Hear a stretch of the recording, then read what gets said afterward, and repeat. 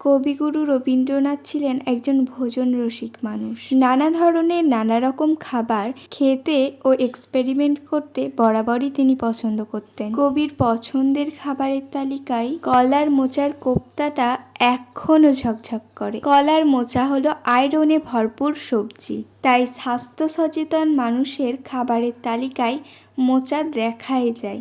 12 মাসি সবজি হিসাবে কলার মোচা সকলেরই খুব প্রিয় খাবার।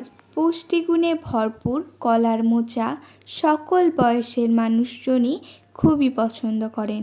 গাছে থাকা কলার কাঁদির একেবারে শেষ প্রান্তে না ফোটা ফুলের কুঁড়ির নাম মোচা। মোচার বাইরে থেকে পরপর অনেক স্তর দিয়ে ঢাকা থাকে।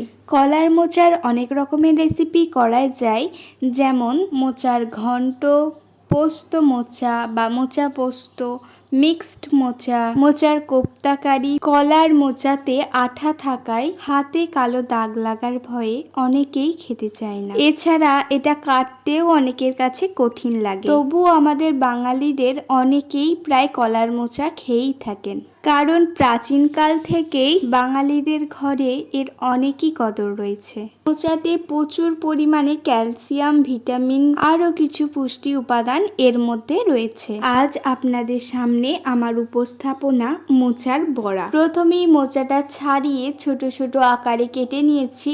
পরে লবণ, হলুদ, জল সংমিশ্রণে মোচাটা সিদ্ধ করে নিয়েছি।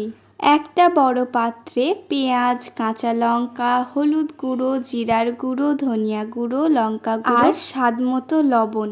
ব্যাস, এখানেই কিন্তু মশলার গল্প শেষ। পরে পরিমাণ মতো বেসন, সিদ্ধ করে রাখা কলার মোচা দিয়ে ভালোভাবে মেখে কড়াতে সরিষার তেল দিয়ে বড়ার আকারে এপিট ওপিট করে লাল করে ফ্রাই করে নিলেই তৈরি হয়ে যাবে মোচার বড়া। এরকম ইনফরমেটিভ ভিডিও পেতে হলে আমার চ্যানেলটি সাবস্ক্রাইব করবেন। ভিডিও রিলেটেড কোনো কোয়েশ্চেন থাকলে অবশ্যই কমেন্ট করবেন।